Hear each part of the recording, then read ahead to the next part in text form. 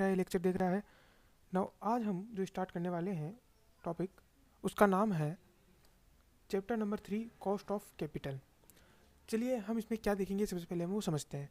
अभी जो हमने पिछला वाला लेक्चर देखा था, जिसमें लेक्चर नंबर 3 था हमारा, और उसमें हमने देखा था कि हमारे सोर्स ऑफ फाइनेंस क्या क्या है, यानी कि हम किस तरीके से जो है पैसा उठा सकते हैं। ठीक है, हमने सोर्स ऑफ फाइनेंस नाम का एक चैप्टर कंप्लीट किया था, जहाँ पे हमने वेरियस सोर्सेज के ऊपर डिस्कस किया था कि ये क्या होता है, इस तरीके से कैसे फाइनेंस उठाया जाता है और वगैरह वगैरह।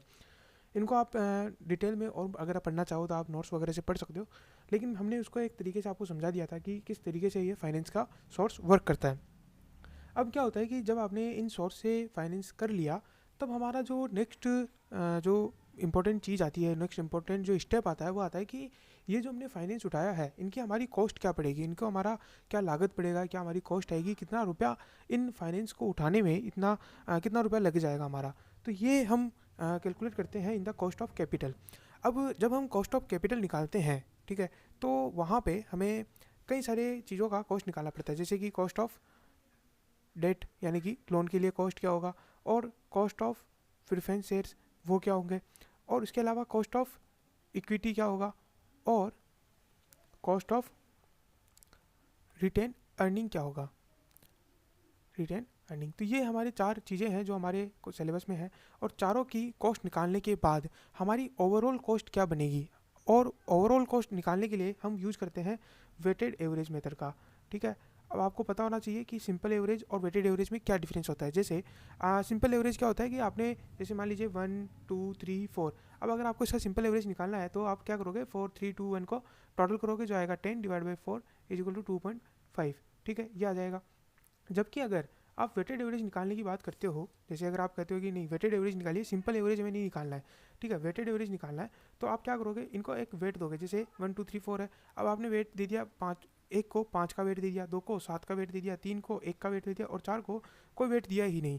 तो इसका मतलब क्या हो जाएगा, यहाँ आपको वेट से मल्टीप्लाई करना पड़ेगा, 5 या 7 दूनी 14, 3 0, इसका टोटल करिए ये, और डिवाइड बाई वेट का टोटल कर लीजिए, 7 1 8 5 13, और ये आ जाएंगे 13 14 3 17 और 5 17 और 5 22 divide by 13 which becomes something something like that. काम करते हैं, इसको 4 को भी एक ही दे देते हैं, तो यहाँ पे 4 आ जाएगा, 26 13 दूनी 26, 2 एवरेज आ जाएगा। ठीक है, तो ये जो निकल के आया है, ये हम निकाल सकते हैं वेटेड एवरेज। अब यहाँ पे ये जो वेट दिया गया है, यहाँ पे हमने एक रैंडम नंबर लिया और हमने वेट दिया। ठीक है, जबकि जब आप weighted average cost of capital निकालते हो, क्या निकालते हो, वापस से weighted average cost of capital निकालते हो, वहाँ पे आपको ये जो वेट है वो देना है in the proportion of capital. जैसे अगर आपका डेट 80% है, तो आप क्या करोगे, डेट की जो कैपिटल कॉस्ट आएगी, मान लीजिए डेट की कॉस्ट आती है 8%। ठीक है, और आप वेट देते हो, जैसे 80% हमारा प्रोपोर्शन था, तो यहाँ पे आप क्या लिख दो 0.8, और बाकी जो इक्विटी है मान लीजिए उसकी कॉस्ट आती है 10%, तो आप उसको लिख दोगे 0.2, और फिर आप वेटेड एवरेज निकाल लोगे। ये निकालने के अलावा अब हम आपको थोड़ा सा और डिस्कस करते हैं, थोड़ा सा और एलोबरेट करते हैं कि सर ये कॉस्ट ऑफ कैपिटल होता है क्या। जैसे हमने अभी डिस्कस किया कि कॉस्ट ऑफ डेट या कॉस्ट ऑफ इक्विटी, तो सर ये कॉस्ट होता क्या है, इंपॉर्टेंट ये चीज़ है कि ये कॉस्ट होता है क्या है। तो ये कॉस्ट क्या होता है कि जब भी आप बात करते हो कॉस्ट, इसका मतलब है क्या लगा। ठीक है, यानी कि आपको कुछ ना कुछ पे करना पड़ रहा है in consideration of services, in consideration of goods. ठीक है, तो यानी कि आपने कुछ लिया है मार्केट से, उसके बदले में आपको कुछ ना कुछ देना पड़ रहा है, चाहे वो गुड्स के लिए हो, चाहे वो सर्विसेज के लिए हो। तो वो जो आप दे रहे हो, वो कितना दे रहे हो। ठीक है, जैसे मान लेते हैं अगर मैं 1 लाख रुपए उठाता हूँ, इस 1 लाख के लिए मुझे कितना देना पड़ रहा है, कितना देना पड़ रहा है, चाहे फिर वो किसी भी संदर्भ में हो सकता है, वो चाहे ब्याज हो सकता है, वो चाहे है ना डिविडेंड हो सकता है, तो अलग अलग नामों से इसे बुलाया जाता है। बट आपको ये कितना देना पड़ रहा है, इसके लिए आपको क्या कॉस्ट लग रही है, तो ये हमें निकालनी पड़ती है। ठीक है, अब एक बार हम थोड़ा सा आगे बढ़ने से पहले हम आपको थोड़ा सा एक डिस्कस कर लेते हैं फाइनेंस मैनेजमेंट के बारे में, कि फाइनेंस मैनेजमेंट होता क्या है और इसका मेन ऑब्जेक्टिव क्या है। ये बहुत ज़रूरी है, क्योंकि हर एक चैप्टर से पहले मैं आपको ये बताऊंगा, ताकि आपको ये दिमाग में रहे कि हम क्यों ये चीज़ें पढ़ रहे हैं। ठीक है, फाइनेंस मैनेजमेंट का वाकई में उद्देश्य क्या है, वाकई में इसका ऑब्जेक्टिव क्या है, सो दैट कि हम ये पढ़ क्यों रहे हैं, हमें ये पता रहे। देखिए, जब भी आप बैलेंस शीट देखेंगे, वहाँ पे आपको दो साइड दिखाई देगा, एक साइड होता है लाइबिलिटीज़ का और दूसरा साइड होता है एसेट्स का। ठीक है, अब यहाँ से आप पैसा उठाते हो, ठीक है, यहाँ से जैसे आपने लिखा कैपिटल, तो यहाँ नहीं कि यहाँ से आपका पैसा आता है लाइबिलिटीज़, जिसमें आप लिखते हो लोन, ठीक है, लोन हो सकता है, डिबेंचर्स हो सकते हैं और क्रेडिटर्स हो सकते हैं, ईटीसी ईटीसी यहाँ पे आता है। और इसके अलावा आप यहाँ पैसा लगाते हो किधर, एसेट साइड में, जैसे फिक्स एसेट्स हो गया, करंट एसेट हो गया, तो इनमें आप पैसा लगाते हो, ठीक है, क्लियर है। अब फाइनेंस मैनेजमेंट का उद्देश्य क्या है कि आप जब पैसा उठाओ तो आप बेस्ट तरीके से उठाओ। बेस्ट तरीके से उठाने का मतलब है सॉरी कि आपका जो रिस्क है वो जितना कम हो सके उतना कम रखो। आपका जो रिटर्न हो, यानी कि आपने जितना पैसा देना है, आपकी जो कॉस्ट है वो भी आप जितनी कम हो सके उतना कम, यानी कि एक ऑप्टिमम मैनर के अंदर आपको पैसा उठाना है। ये फाइनेंस मैनेजमेंट का उद्देश्य होता है। वहीं अगर हम एसेट साइड की बात करें तो एसेट साइड का उद्देश्य क्या होगा कि आपको जितनी भी एसेट आप लगा रहे हो उसको एक ऐसे मैनर में लगाओ ताकि आपको बहुत बेहतरीन रिटर्न मिले, ठीक है। तो यानी कि optimum utilisation of asset and optimum utilisation of liabilities, ठीक है, यानी ऑप्टिमम रिसोर्सेज का यूटिलाइजेशन हम किस तरीके से कर सकते हैं, ये हमें बताता है फाइनेंस मैनेजमेंट। चलिए अब हम बात करते हैं थोड़ा सा, इधर एक थ्योरी वगैरह पढ़ लेते हैं सो दैट कि हम उसके बाद क्वेश्चन कर पाए, ठीक है। तो ये पूरी थ्योरी है। यहाँ पे हमने डिस्कस कर लिया था कि कॉस्ट ऑफ कैपिटल क्या होती है। कॉस्ट ऑफ कैपिटल होता है कि रिटर्न जो कि कैपिटल प्रोवाइडर को हम देंगे। अब कैपिटल प्रोवाइडर कुछ भी हो सकते हैं, इक्विटी शेयर होल्डर्स हो सकते हैं, ठीक है, डिवेंचर्स हो सकते हैं, प्रेफरेंस शेयर कैपिटल वाले हो सकते हैं, या फिर कोई लोन प्रोवाइडर हो सकता है, लेंडर हो सकता है। तो इस तरीके के हर एक पर्सन को हम क्या रिटर्न देंगे, ये चीज़ होती है कॉस्ट ऑफ कैपिटल। अब यहाँ पे ये चीज़ हो गई। उसके अलावा हमें यहाँ पे कंपोनेंट जो हमने देखा था, तो यहाँ पे हमने देखा कि हमें लॉन्ग टर्म डेट के लिए, डिवेंचर्स के लिए निकालना है, प्रेफरेंस शेयर्स के लिए निकालना है, इक्विटी के लिए निकालना है, और रिटेन अर्निंग के लिए हमें कॉस्ट ऑफ कैपिटल को निकालना है। उसके बाद हमने देखा था weighted average cost of capital किस तरीके से निकालते हैं। तो सबको हम एक वेट देंगे, वेट होगा प्रोपोर्शन ऑफ कैपिटल, उसके अनुसार हम उसको वेट देंगे और फिर उसके बाद में वेट निकालेंगे, ठीक है, weighted average cost of capital निकालेंगे। उसके बाद ये थ्योरी है, आप नोट से पढ़ लेना। उसके बाद आता है cost of long term debt, ठीक है। सबसे पहला जो इंपॉर्टेंट इसका फैक्टर आता है वो ये है, कॉस्ट ऑफ कैपिटल का सबसे इंपॉर्टेंट चीज़, और हर कंपनी में ये बहुत ज़्यादा मायने रखता है, कॉस्ट ऑफ कैपिटल डेट निकालना, और वो भी लॉन्ग टर्म डेट, न कि शॉर्ट टर्म डेट नहीं, यहाँ पे इंक्लूड नहीं करेंगे। यहाँ पे हम लॉन्ग टर्म डेट इंक्लूड करेंगे, ठीक है। शॉर्ट टर्म के लिए हम कॉस्ट ऑफ कैपिटल नहीं निकालेंगे, ठीक है, ये चीज़ याद रखना। अब लॉन्ग टर्म डेट के अंदर क्या क्या आता है, तो लॉन्ग टर्म डेट के अंदर आता है, एक तो आता है एक्सटर्नल बोरोइंग। एक्सटर्नल बोरोइंग का मतलब क्या हो गया कि आप अपने ही शेयर होल्डर्स या अपने ही मालिकों के द्वारा पैसे नहीं ले रहे हो, बाहर के लोगों से जो पैसे ले रहे हो, जैसे बैंक हो गए, फाइनेंस इंस्टीट्यूशन हो गए, एनबीएफसीज हो गए, या फिर कोई और बाहर का कॉर्पोरेट हो गया, वहाँ से अगर आप बोरोइंग ले रहे हो तो वो आता है एक्सटर्नल बोरोइंग के अंदर। उसके अलावा आता है डेट इंस्ट्रूमेंट, जैसे डिबेंचर हो गए, बॉन्ड हो गए, ट्रेजरी बिल हो गए, सर्टिफिकेट ऑफ डिपॉजिट हो गए, कॉर्पोरेट डिपॉजिट हो गई। तो इस तरीके के जो डेट इंस्ट्रूमेंट है वहाँ से आपको, उनके लिए आपको निकालना है। और ये चीज़ें इसके लिए आपको क्या निकालना है कि cost of long term debt निकालना है। तो लॉन्ग टर्म के अंदर long term loan from finance institution, capital from issuing debenture, bond, etc include किए जाते हैं। अब मैं आपको एक और चीज़ बताता हूँ जो इसका इंपॉर्टेंट फैक्टर है, और वो क्या है कि जब भी आप इंटरेस्ट देते हो, ठीक है, तो आपने अगर इनकम टैक्स पढ़ा है तो ठीक है, अगर नहीं पढ़ा है तो मैं आपको बता देता हूँ, ठीक है। इनकम टैक्स पढ़ा है तो आपके रिकॉग्नाइज हो जाएगा, नहीं पढ़ा है तो आप मेरी बात को मान लीजिएगा। इनकम टैक्स के अंदर जो इंटरेस्ट आप पे करते हो, ठीक है, यानी कि आप अपने बिजनेस को चलाने के लिए जो भी इंटरेस्ट पे करते हो, वहाँ पे अगर आपने कोई कैपिटल लगाई है, कोई पैसा अगर आपने अपने बिजनेस में लगाया है, और उस पैसे के ऊपर अगर आप कोई इंटरेस्ट पे कर रहे हो, तो उस इंटरेस्ट का इनकम टैक्स के अंदर आपको डिडक्शन मिलेगा। दैट मीन्स मान लीजिए आपकी इनकम है 500 और आपने जो एक्सपेंडिचर किया, यानी कि ये 500 रुपये कमाने के लिए आपने 300 रुपये का कुछ एक्सपेंडिचर किया, बचे 200।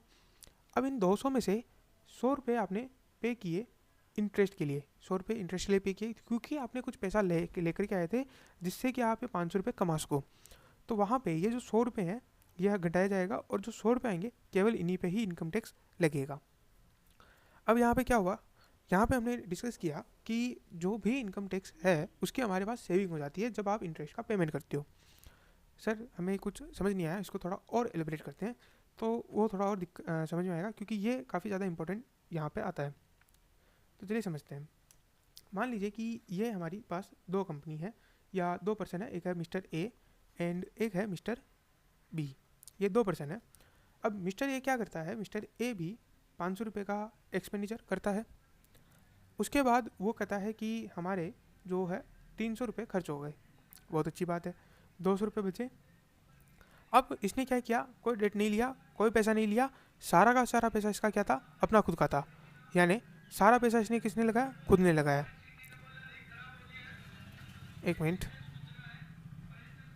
हाँ, तो जितना भी पैसा था उसने ये लगाया, यानी कि 200 के 200 रुपये किसके, मिस्टर ए के।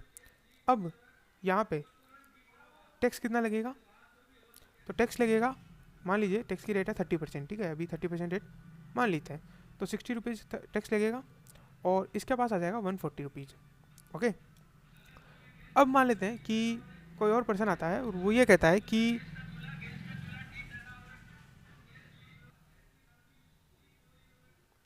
अब मान लेते हैं एक और मिस्टर बी है, उसकी भी 500 रुपये की ही अर्निंग होती है, 300 रुपये भी वो एक्सपेंडिचर करता है, 200 रुपये उसके बचते हैं। लेकिन उसने क्या किया कि आधे पैसे अपने लगाए थे और आधे पैसे उसने लोन लेकर के लाया था, क्योंकि उसके पास इतने पैसे नहीं थे। तो 100 रुपये उसने क्या किया, इंटरेस्ट का लगा। अब बचे कितने, 100 रुपये। इस पर टैक्स लगेगा, टैक्स लगेगा कितना, 30%, 30 और 70।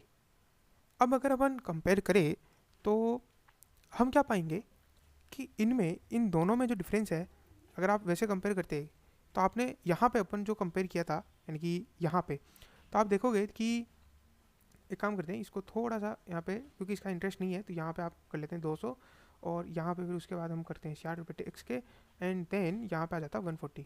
ठीक है, अब अगर ये दोनों बराबर हो गए तो ये दोनों जो है, यानी कि जो लास्ट में जो प्रॉफिट आया, यहाँ पे देखेंगे तो इन दोनों का डिफरेंस कितना है, 70, और टैक्स से पहले का इन दोनों का डिफरेंस देखेंगे तो वो है 100। ठीक है, दैट मीन्स, इसका मतलब क्या हुआ, आप समझिए कि आपको अल्टीमेटली इंटरेस्ट देने से टोटल कितना जो प्रॉफिट कम हुआ, तो अगर आप देखेंगे तो 70 का प्रॉफिट ही तो कम हुआ। आप समझिए, यहाँ पे आपको 140 का प्रॉफिट होना था और यहाँ आपको 70 का प्रॉफिट हुआ। तो अगर आपको प्रॉफिट कम हुआ है, वो कितना प्रॉफिट कम हुआ है, वो प्रॉफिट कम हुआ है आपको केवल 70 रुपीज़ का। ठीक है, अगर आप इनको रुपीज़ में लेते हैं तो केवल और केवल 70 रुपीज़ का प्रॉफिट कम हुआ है, आपको 100 रुपये का प्रॉफिट कम नहीं हुआ है। ये चीज़ याद रखिए, आपको कितना का कम हुआ है, 70 रुपीज़ का। और वो क्यों कम हुआ है, क्योंकि इंटरेस्ट पे कुछ टैक्स का बचत हो रहा था, और वो टैक्स का बजट कितना था, टैक्स का बचत कितना था, वो था 1 माइनस टैक्स की रेट जो है वो इतनी बचत थी, और हमारा जो अल्टीमेटली पैसा लग रहा था वो कितना था, 1 माइनस टैक्स टी, यानी कि टैक्स की रेट, यानी कि हमारा अल्टीमेटली जो पैसा जा रहा था वो था 1 minus T which equals to 70, जो कि हमारा ये पैसा हमने यहाँ पे लिया। तो अब आपको समझ में आया होगा कि हमने ऐसा क्यों कहा कि जब भी आप इंटरेस्ट पे करते हो तो उसकी वजह से हमारे पास कुछ टैक्स की सेविंग भी होती है। ठीक है, इनडायरेक्टली रूप से, तो हम उस टैक्स की सेविंग को वहाँ से रिमूव कर देते हैं for the purpose of calculating cost of capital. यानी कि जब भी हमको कॉस्ट ऑफ डिबेंचर निकालना होता है, हम इंटरेस्ट के रूप में जो टैक्स के रूप में जो भी सेविंग होती है इंटरेस्ट की वजह से, वो हम वहाँ से रिड्यूस कर देते हैं कॉस्ट निकालने के लिए। और अब आपको समझ में आ गया होगा कि सेविंग भी क्यों होती है, क्योंकि यहाँ आपको 60 रुपीज़ का टैक्स देना पड़ रहा था, यहाँ आपको 30 रुपीज़ का ही टैक्स देना पड़ रहा है। और देखिए, आप अगर वापस इसको थोड़ा और एलिब्रेट करते हैं, समझ में नहीं आया हो सकता है किसी को, तो यहाँ पे थोड़ा सा और एलिब्रेट इसको करते हैं।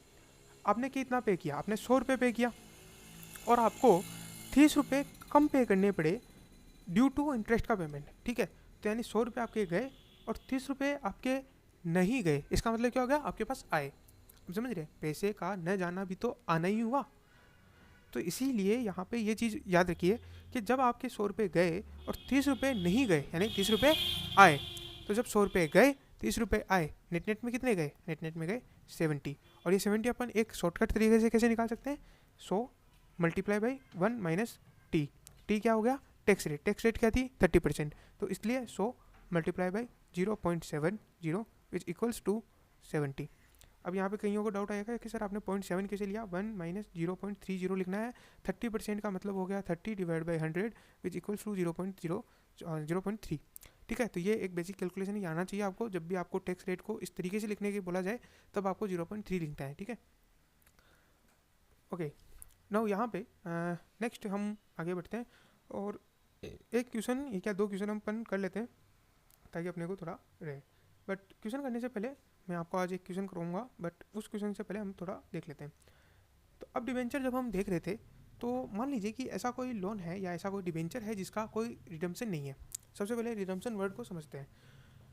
रिडम्पशन का मतलब होता है कि एक टाइम लिमिट के बाद में, एक अवधि के बाद में उसको अपन वापस से खरीद लेते हैं। जैसे मैंने आपको लोन दिया 5 लाख का, 10 साल, 15 साल, 20 साल बाद में वो लोन वापस ले लूँगा, ठीक है। वो लोन मैं वापस से ले लूँगा और वापस से मैं आपको पैसा दे दूँगा, ठीक है। जो मूल पैसा है वो दे दूँगा, और इंटरेस्ट तो मैं दे रहा हूँ हर साल, बाकी पैसा भी मैं वापस से आपको 1 साल बाद, मतलब सॉरी, एक टाइम पीरियड के बाद में वो पैसा वापस दे दूँगा।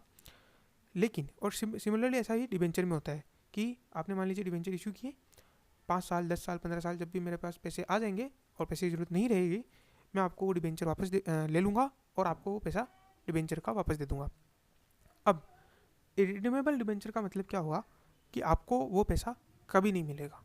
आपको ज़िंदगी भर क्या मिलेगा? इंटरेस्ट मिलेगा। इसके अलावा आपको पैसा कभी नहीं मिलेगा। आपको, आपने जो मुझे पैसा दिया था वो पैसा आप भूल जाइए, आपको वो कभी नहीं मिलेगा। आपको केवल और केवल डिबेंचर्स मिल जाएंगे, सॉरी, इंटरेस्ट मिलता रहेगा हर साल। आपके पास अगर डिबेंचर है आपको इंटरेस्ट मिलेगा, आपके पास डिबेंचर, जिन जिन के पास मेरे डिबेंचर है वो उनको पैसा मिलेगा। हालांकि प्रैक्टिकल लाइफ में ऐसा कोई कॉन्सेप्ट एग्जिस्ट नहीं करता, ठीक है। पहले था, लेकिन अब सरकार ने इसको हटा दिया है। सरकार ने कहा है कि इरिन्यूएबल डिबेंचर्स आप इश्यू नहीं कर सकते, मना कर दिया। किसी और कंट्री में हो सकता है हो, लेकिन इंडिया में भी ये नहीं है। इसका अगर हमें केडी निकालना हो, कॉस्ट ऑफ डेट अगर हमें निकालना हो, तो वो आएगा I/NP का मल्टीप्लाई करना है 1 माइनस टैक्स से। सिंपल सा फॉर्मूला, और किस तरीके से इसको हमें अप्लाई करना है वो देखने से पहले हम इसका थोड़ा सा डिनोशन देख लेते हैं कि केडी का मतलब हो गया कॉस्ट ऑफ डेट। कॉस्ट का उन्होंने के से डिनोट किया है और डेट का मतलब डी हो गया। आई का मतलब हो गया इंटरेस्ट का पेमेंट कितना कर रहे हो आप ईयरली, है ना। और एनपी का मतलब हो गया नेट प्रोसीड, यानी कि आपको पैसा कितना मिला था जब आपने डिबेंचर इशू किए थे या जब आपने लोन लिया था, तब आपको पैसा कितना मिला था। और 1 माइनस टी का मतलब हो गया, तो टी का मतलब क्या होगा? टैक्स रेट हो गया। तो ये हमारा है। चलिए एक क्वेश्चन देख लेते हैं पहले, ताकि हम इसका क्वेश्चन देख लेते हैं, ठीक है। ये बेसिक क्वेश्चन है ऑन द इरिन्यूएबल डिबेंचर। एक कंपनी जो कि 1000 डिबेंचर इशू करती है 15% डिबेंचर, यानी कि इस पर रेट ऑफ इंटरेस्ट क्या है, ये चीज़ याद रखिएगा, ये रेट ऑफ इंटरेस्ट को डिनोट करता है।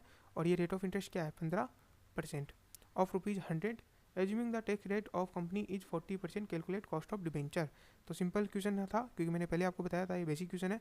तो यहाँ पे चलिए इसको थोड़ा समझते हैं।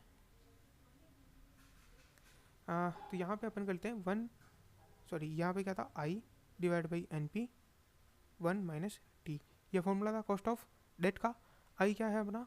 तो आई हमने को निकालना पड़ेगा, तो ये निकलेगा अपना 1000 मल्टीप्लाई बाई 100 मल्टीप्लाई बाई 15%, तो आप ये निकाल सकते हैं, ठीक है।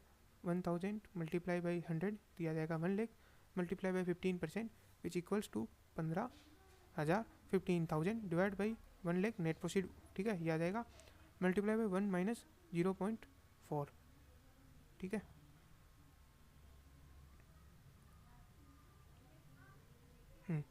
अब थोड़ा सही हुआ, ठीक है। 1 माइनस 0.4, तो यह आ जाएगा 15,000 divide by 1 lakh multiply by 0.6, और यह आ जाएगा 9%, ठीक है। अगर आप इसको कैलकुलेट करोगे 0.09 आएगा। इसको अपन 9% में लिख सकते हैं, क्योंकि अगर अपन मल्टीप्लाई बाई 100 करेंगे तो निकल के जाएगा 9%, ठीक है। तो ये इस तरीके से आप निकाल सकते हो 1 लाख, ठीक है। तो हमने आज देखा क्या सीखा? हमने कॉस्ट ऑफ कैपिटल की डेफिनेशन सीखी, कॉस्ट ऑफ डेट को निकालना सीखा, और थोड़े बहुत हमने टर्म्स वगैरह दिखे। नेक्स्ट क्लास में अपन इसी को और थोड़ा सा कंटिन्यू करेंगे। आज का वीडियो बस इतना ही रखते हैं। Thank you very much. अगर आपको वीडियो पसंद आए तो प्लीज़ लाइक, शेयर एंड हमारे चैनल को सब्सक्राइब वगैरह करिएगा। And I am an teacher, तो आपकी इच्छा हो तो आप सब्सक्राइब करिएगा। एंड ये केवल इसलिए है ताकि आपको जो भी वीडियोज़ वगैरह मैं डाल रहा हूँ वो आपको टाइम टू टाइम मिलते रहे, ठीक है, और आपको कोई दिक्कत नहीं आए उन्हें ढूंढने में।